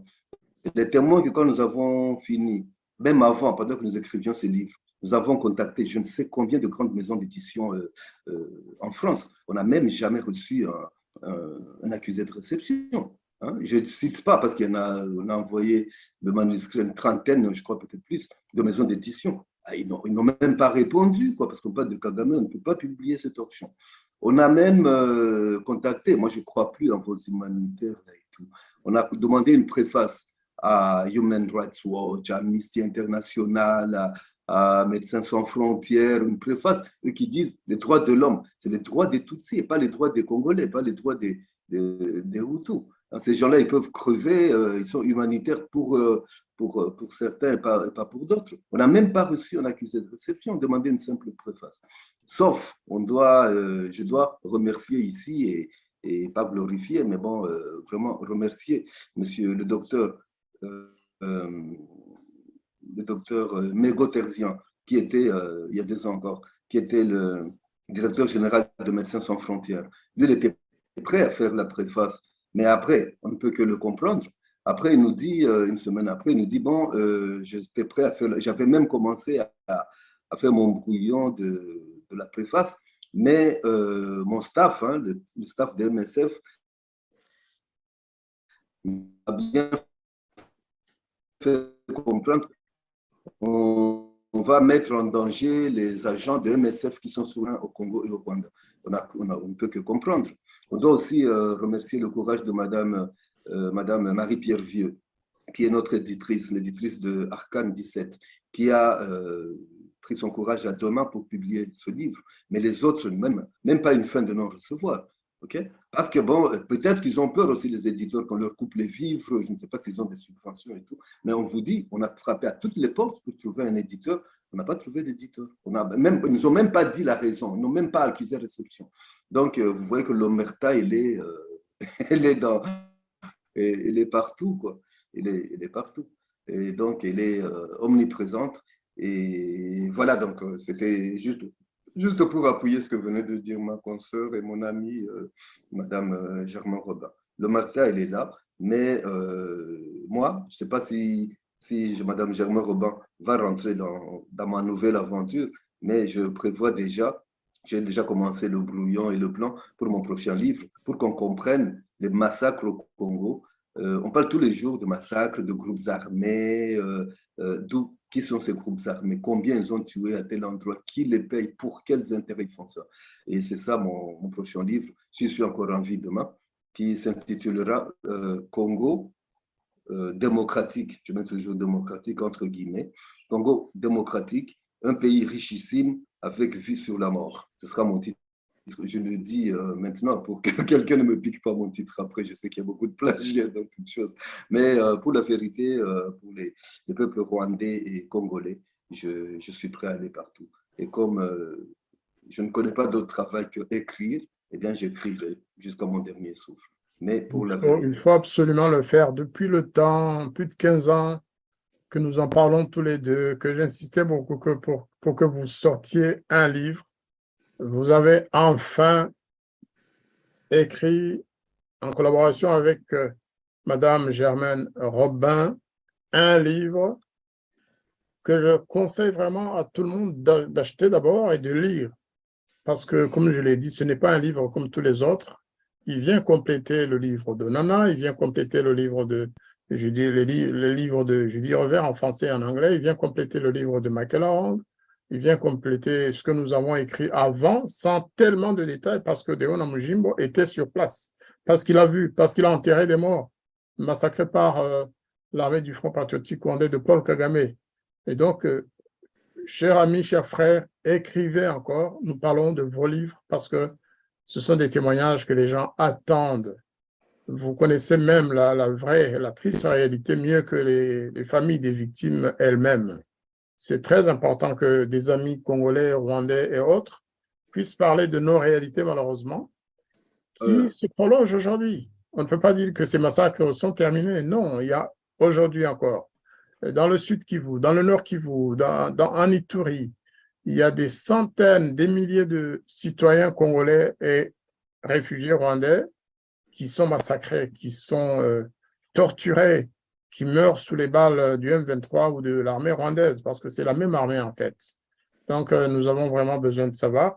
Et vous avez bien fait tous les deux de parler de cette terreur intellectuelle qui montre que au Rwanda, bien sûr, c'est la même chose qui se passe. Il y a un régime terroriste, il faut oser le dire. Il y a un régime terroriste qui utilise la terreur contre une partie de la population avec des critères ethniques, parfois contre les Hutus, mais aussi contre les Tutsis qui ne sont pas d'accord avec la politique de ce régime. Ça, c'est une évolution qu'il faut absolument savoir. Alors, je vais vous demander d'envoyer un message ou des messages par rapport d'abord au contenu de votre livre et à nos auditeurs et à vos prochains lecteurs qui n'ont pas encore acheté le livre. Il faut leur dire pourquoi ils devraient l'acquérir. Ce qu'il y a dedans, vous l'avez survolé. Et moi, je conseille vraiment que tout le monde puisse acquérir ce livre. C'est très important. Tous ceux qui veulent connaître les réalités rwandaises et congolaises, il faut absolument qu'ils achètent ce livre et qu'ils le lisent surtout. Avant cela, Monsieur l'ambassadeur, je voudrais vous rappeler une chose, parce que vous le savez, vous avez peut-être oublié qu'en 2011, en janvier 2011, ce n'est pas le premier livre que j'ai écrit sur le sujet. En 2011, j'ai publié aux éditions Edilivre, On tue tout le monde, on recommence. Vous voyez le titre, c'est un reportage de guerre. Et puis un autre reportage, celui-là c'était chez Edilivre. Et puis en 2014, juillet 2014, j'ai aussi publié Je reviens de l'enfer. D'ailleurs, ce titre fait partie, ce livre, ce titre, On tue tout le monde et on recommence, il revient dans le livre de la grande manipulation de Paul Kagame. Si j'ai renommé, nous avons renommé comme ça un des chapitres qui ne résume pas le premier livre, mais qui raconte un peu comment on tue les gens. Et donc, c'est ça, quoi. Donc, ce n'est pas mon premier livre. J'écris des poèmes, j'écris des livres pour la jeunesse, mais sur le thème des relations, si on peut appeler ça relations Congo et Rwanda, c'est le troisième livre que j'écris. Le dernier avec la collaboration que je salue, de Madame Jean. Voilà. Et tous ces livres, on peut les acquérir. Pour ce qui est des messages, comme vous avez dit, qu'on finit par là. Et comment peut-on acquérir tous ces livres?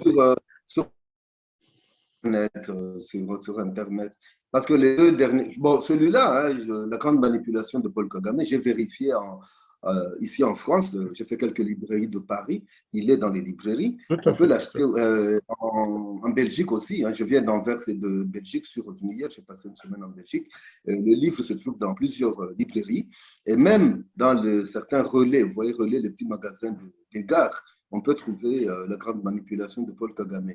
Mais sinon, on peut aussi commander, si le livre n'est pas dans les rayons, on peut le commander auprès du libraire. Okay? Vous dites au libraire, je voudrais tel livre, je ne sais pas comment il le fait, mais vous payez et vous dit de venir le rechercher 2 ou 3 jours après.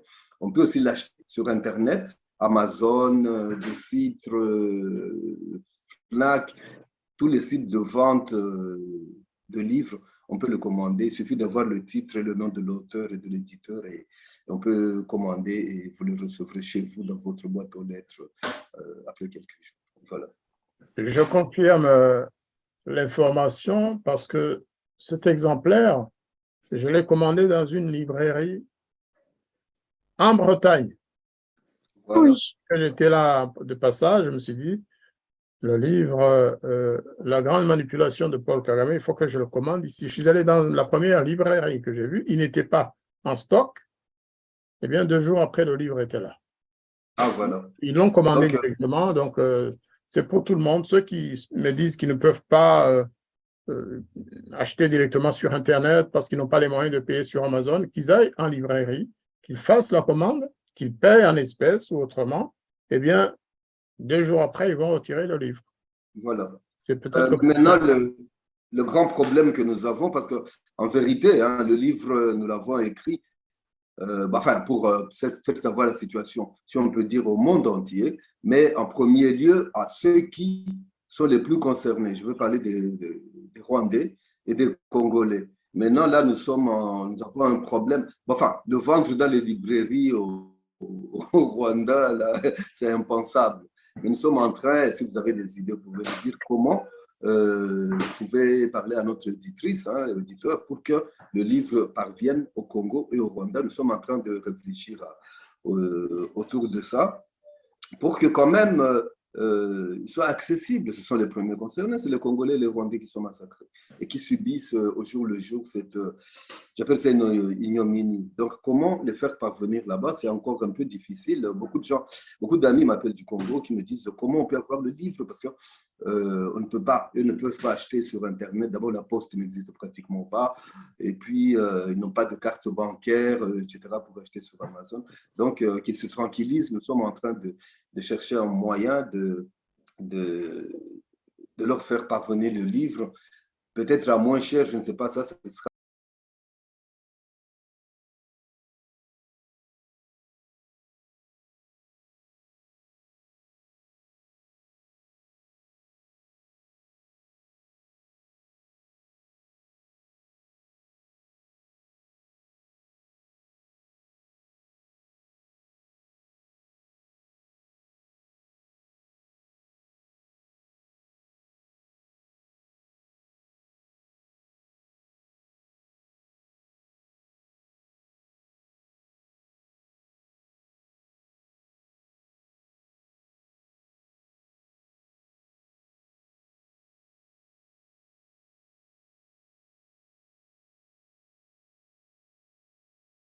acheté. commandé, voilà. Comment dire, vous allez en prison pour négationnisme, votre Tout à fait. famille, voilà, c'est pour ça, ils ne vont pas le Vous pouvez commander. utiliser les moyens du bord. Si vous avez des amis qui veulent avoir ce livre, et s'il y a quelqu'un qui va à Bukavu, à Goma, à Kinshasa, à Kisangani ailleurs, eh bien voilà, c'est la seule façon de faire aujourd'hui que nous avons des soucis de communication et de livraison officielle.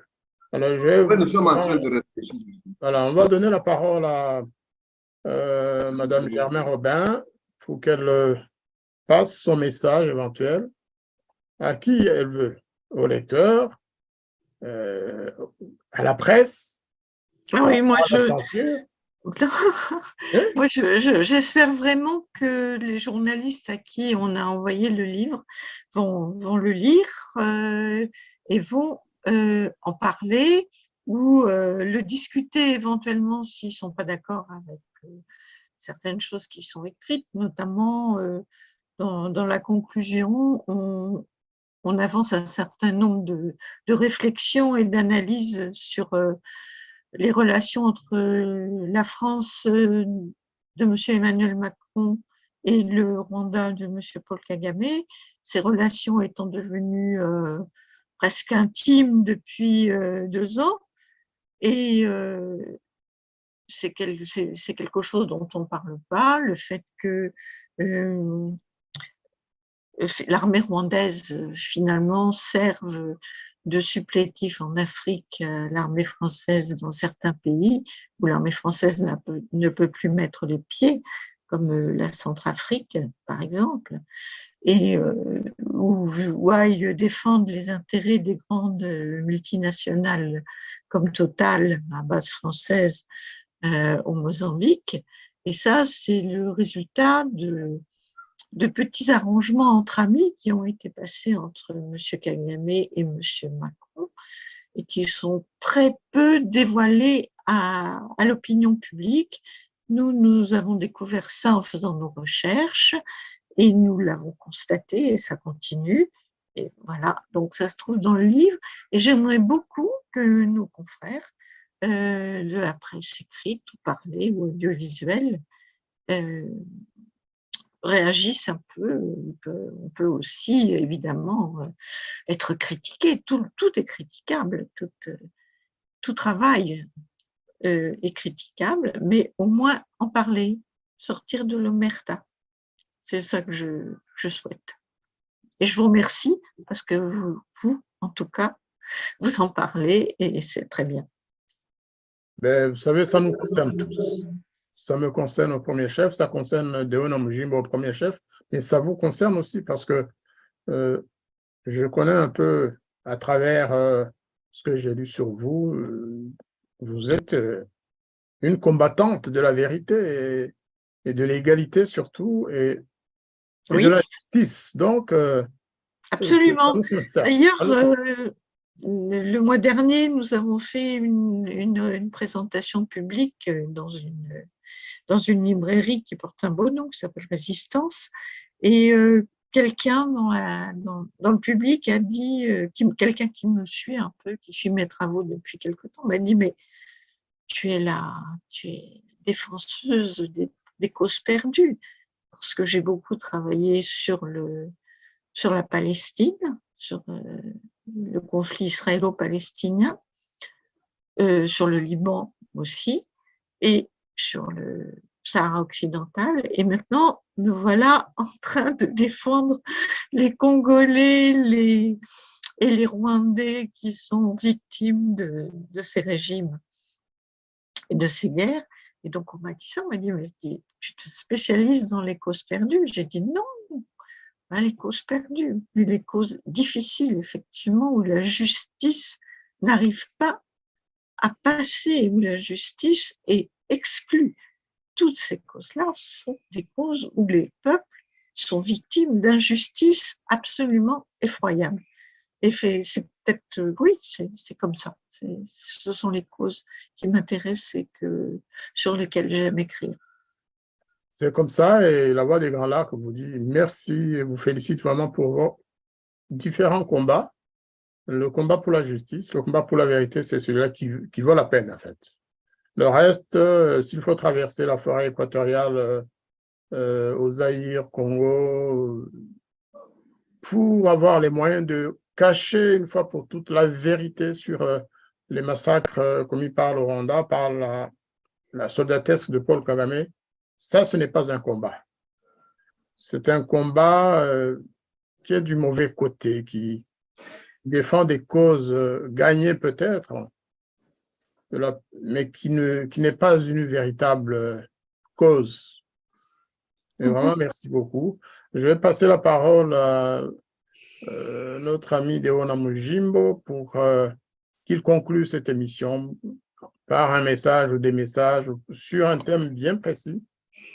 Si on peut terminer sur le thème qui lui est le plus cher dans son livre, dans votre livre, nous apprécierions.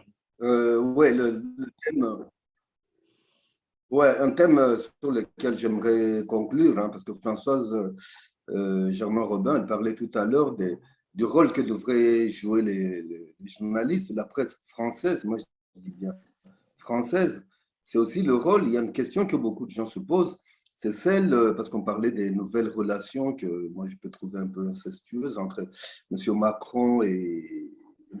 Paul Kagame, mais beaucoup de Français se posent la question, à commencer par Pierre Laurent, le vice-président du Sénat, ne comprennent pas les Français, comment il se fait que tout d'un coup, M. Macron donne la francophonie, parce qu'il a appuyé la candidature, il a même pas seulement appuyé, mais on peut dire un peu sponsorisé la candidature de Mme Louise Mouchikiwabo à la tête de l'OIF, hein, Organisation internationale de la francophonie, mais c'est une hydre à deux têtes. Ça. On ne peut pas comprendre comment une ressortissante ministre des Affaires étrangères d'un pays, le Rwanda, qui est anglophone, peut chapeauter la francophonie, la grande francophonie.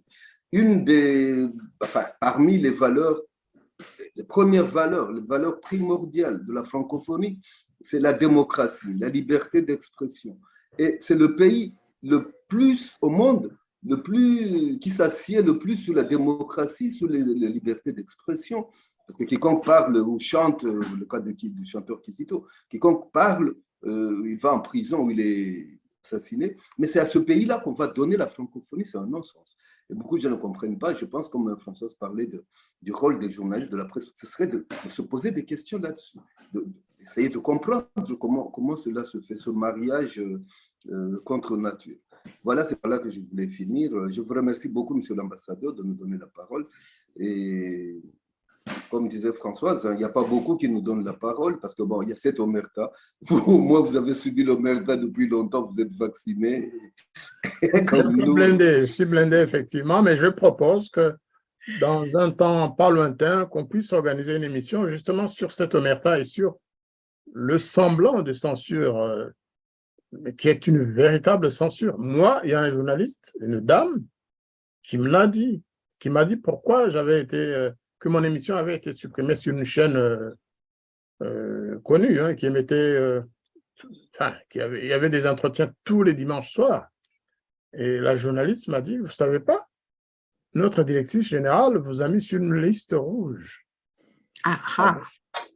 Ils n'ont plus le droit de passer sur notre chaîne. Et j'ai finalement su que c'était tout le groupe de France Internationale. Hein. Oui. Et donc, je me dis, c'est une affaire d'État en même temps.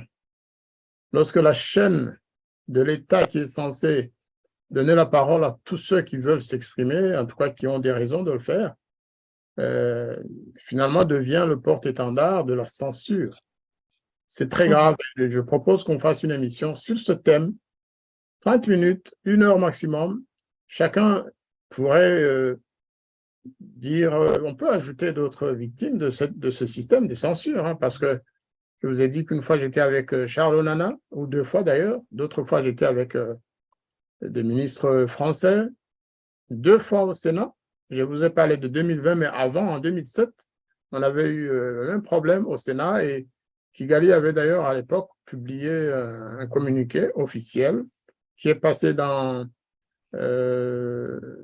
la presse rwandaise, le New Times ou Times, en disant que M. Ndagijimana, le grand génocidaire et négationniste, va tenir une conférence, un colloque négationniste, alors que la réunion n'était même pas encore tenue.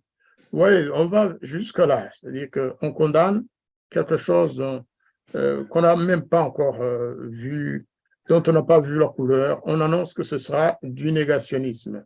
Donc, ce ne serait pas mauvais qu'on puisse organiser une émission sur ce thème-là. On pourrait avoir d'autres invités, hein, qui ont expérimenté, qui ont eu cette mauvaise expérience.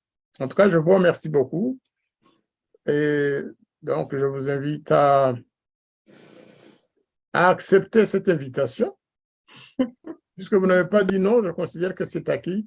Ne dis mot consent. Voilà, on va se réunir pour de la censure. Puisqu'on nous refuse de parler, nous aurons les moyens de parler à travers nos propres médias. À la guerre comme à la guerre. À la guerre comme à la guerre. Merci beaucoup. Et donc, une fois encore, bonne soirée. Et je remercie nos fidèles auditeurs et auditrices, téléspectateurs. Je les salue. D'avoir suivi en direct. Merci. Je les salue. Voilà. Merci. Merci beaucoup. Merci beaucoup.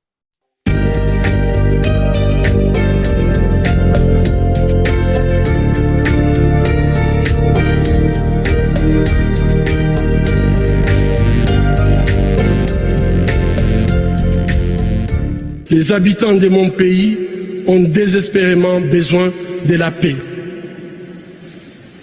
Mais comment construire la paix sur des fausses communes? Comment construire la paix sans vérité ni réconciliation? Comment construire la paix sans justice ni réparation?